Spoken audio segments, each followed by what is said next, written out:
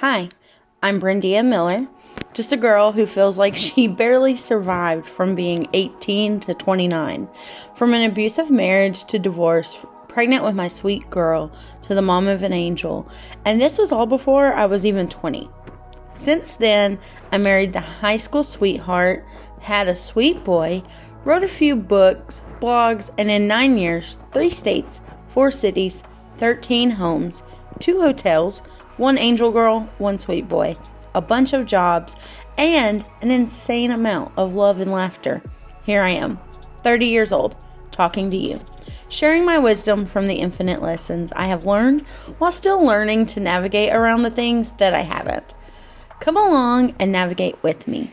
There is room here for your joy, your grief, your hormones, your emotions, your friendships, relationships, heartbreak, and all of the other things that come along with being in your 30s.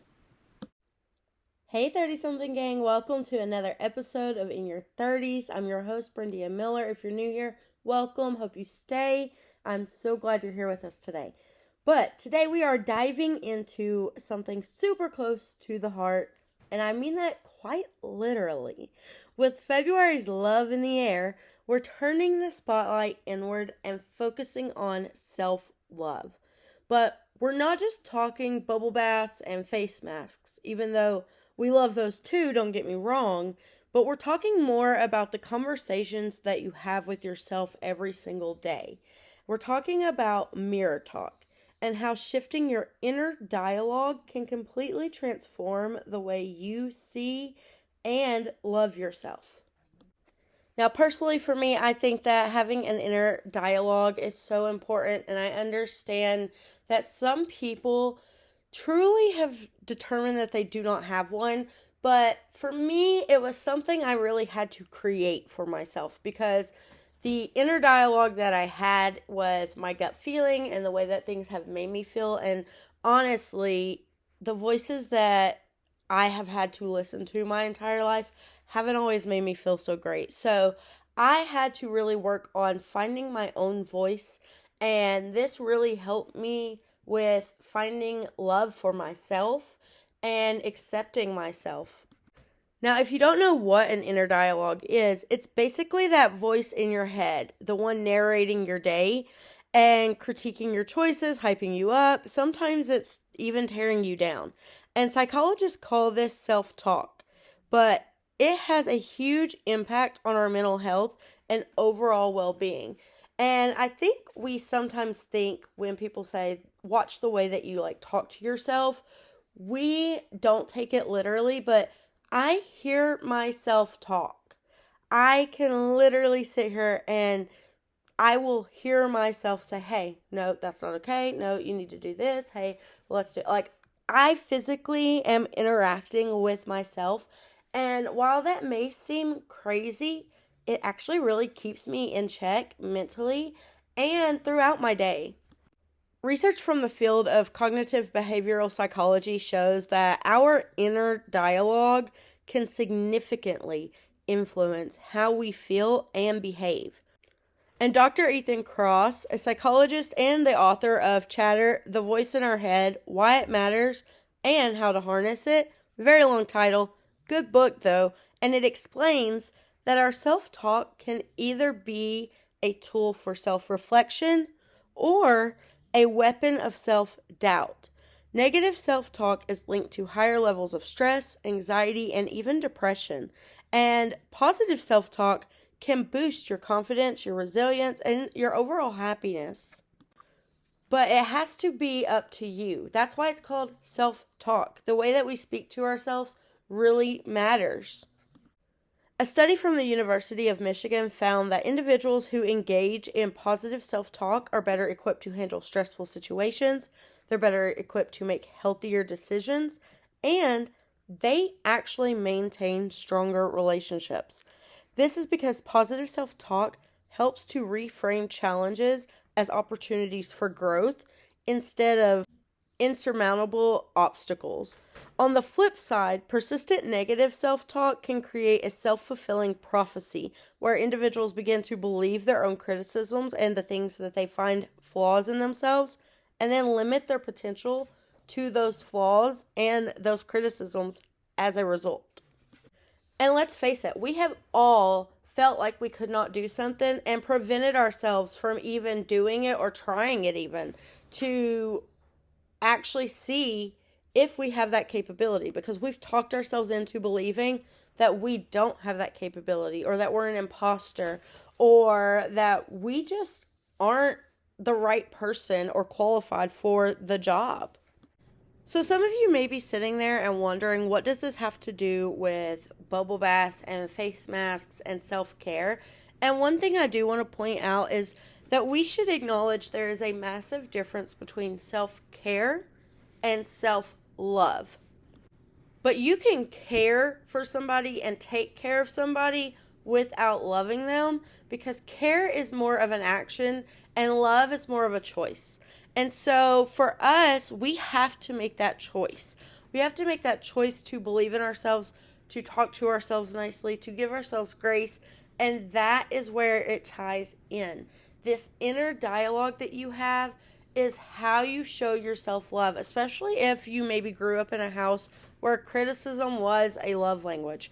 Not a love language, but in some houses it feels like that, because telling you what you're doing wrong, what your flaws are, what you need to fix is the only way some people actually show love. And it's not the best way. It's not a good way in any form, but we've all met somebody who cannot give credit where credit is due or be kind. We've all seen the parents that are constantly criticizing their kids. One of us at least grew up in a house like that. So it's so important, because when you start talking to yourself and you start teaching yourself that you are good enough and you are worthy and you are loved and you are, the person for whatever situation, and you change the narrative. You take control of who you are, and oftentimes it does lead us to feeling more confident, feeling like we have better abilities than we did when we were hard on ourselves, or feeling like we couldn't do it or couldn't accomplish certain things.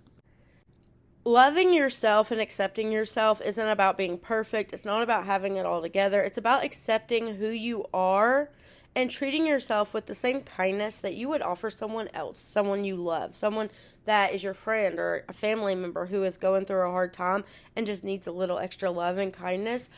We have no problem finding a way to sit next to our friend and cuddle them and love them and show them that we appreciate them and we see them and that we're there for them, and just show them that extra love and that extra kindness when they need it. But then when it comes to giving it to ourselves, we drop the ball so quick, so hard, it shatters. And we truly are the people that destroy ourselves the most. Dr. Kristen Neff, a pioneer in self-compassion research, highlights that self-compassion is a critical component of self-love.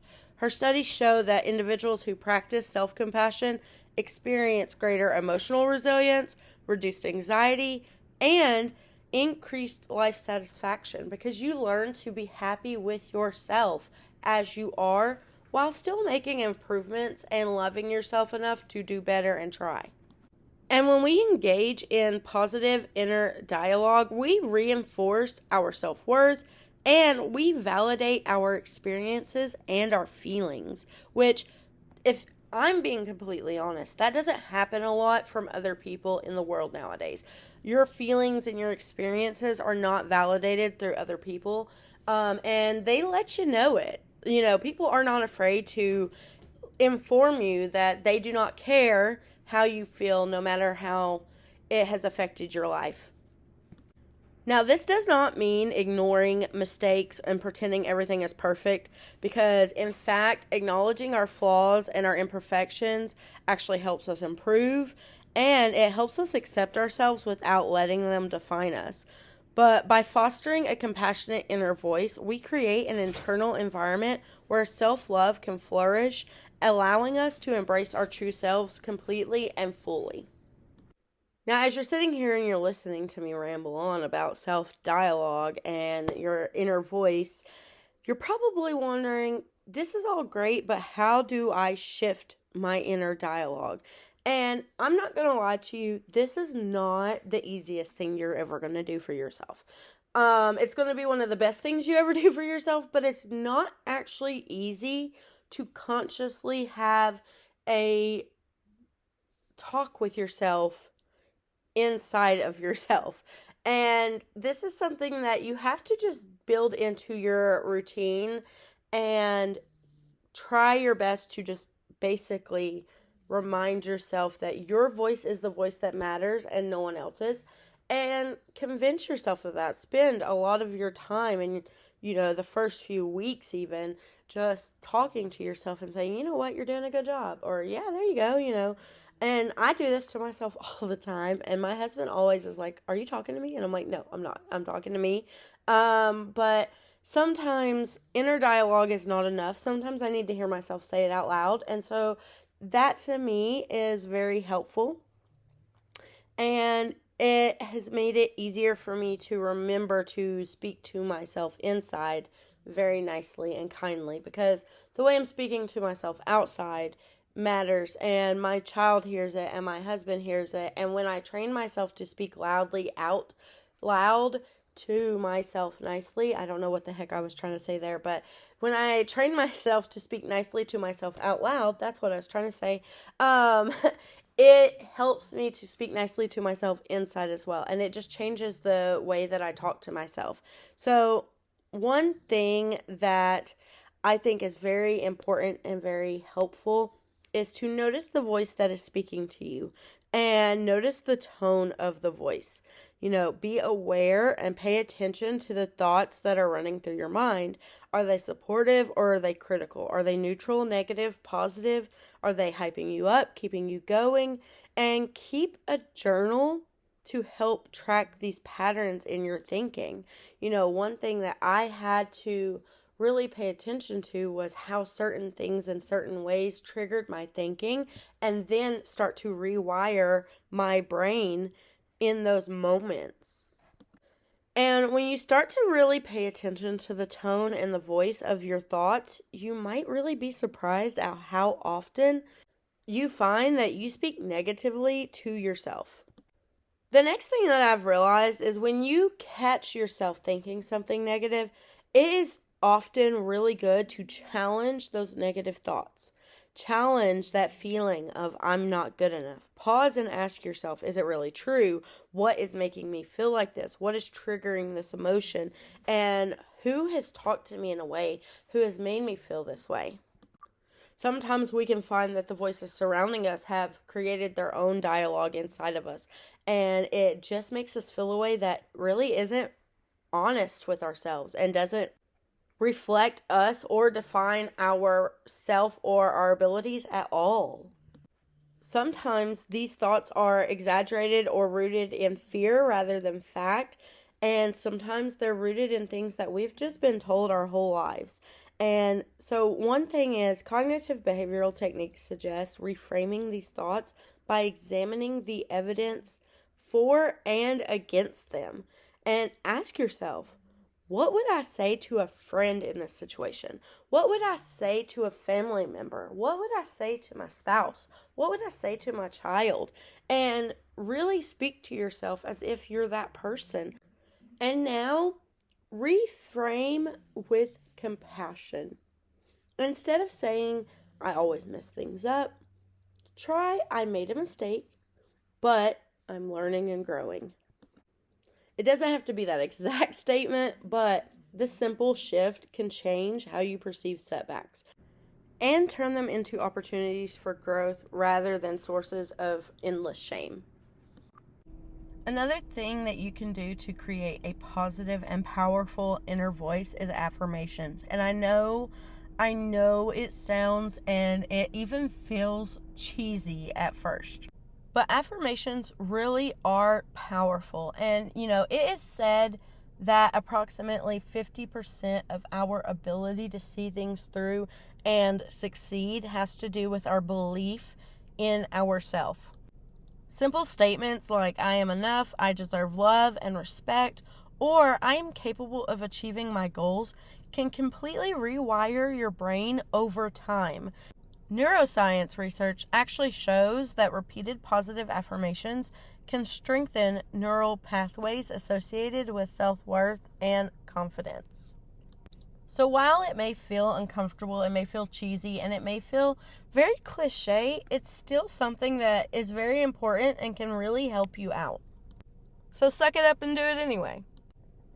When you're talking to yourself, it's very important to make sure to speak to yourself like you would a friend. Would you say to your best friend the things that you say to yourself? Now, I'm very lucky to have a best friend who I can be very honest with and brutal with, and I'm that way with myself. But I'm also able to tell when compassion and love are needed instead of brutal honesty.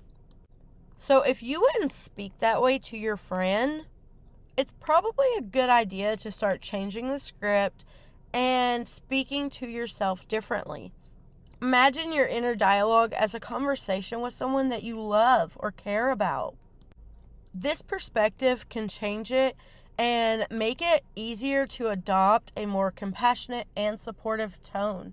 And one thing that I've noticed, there's a trend on TikTok that is going around, and it's talking about like being angry and upset at yourself or at your animal, and then it shows like a picture of them as, a little kid or a little, new animal they just brought home. And it's such a good trend to remind yourself that while you're also talking to yourself in the present, you're also talking to yourself, your younger versions of yourself, and you need to form the behavior and the love and compassion that you would have expected your younger self to get and express that to yourself. Now, when you start shifting your inner dialogue, the effects ripple out into every area of your life. You become more confident, more resilient, and more open to opportunities, trying new things and new experiences. Positive self-talk enhances your ability to cope with challenges. It helps you foster a growth mindset, and it can improve your overall mental health. Better yet, your relationships will also improve because they're not seeking validation from others. You're already giving it to yourself. The self-assurance allows you to engage in healthier, more authentic connections with other people, and you're less likely to tolerate toxic relationships because you recognize your own worth and how you deserve to be treated with love and respect.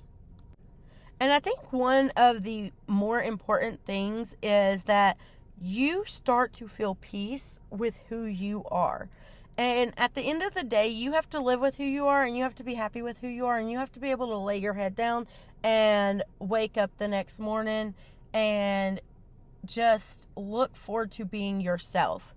And at the end of the day, this inner peace that you create by loving yourself, loving yourself and creating a compassionate inner dialogue with yourself can help you outwardly and influence how you approach your goals, how you interact with others, how you navigate things that, may have really took a toll on you before. It can affect the way that you navigate life's ups and downs. And let's face it, there's so many ups and downs in life. It's just a basic roller coaster, but positive self-talk doesn't just change how you see yourself. It transforms how you experience the world.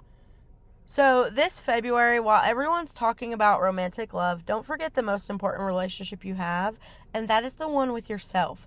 Shift that inner dialogue, practice self-compassion, and watch how your self-love grows.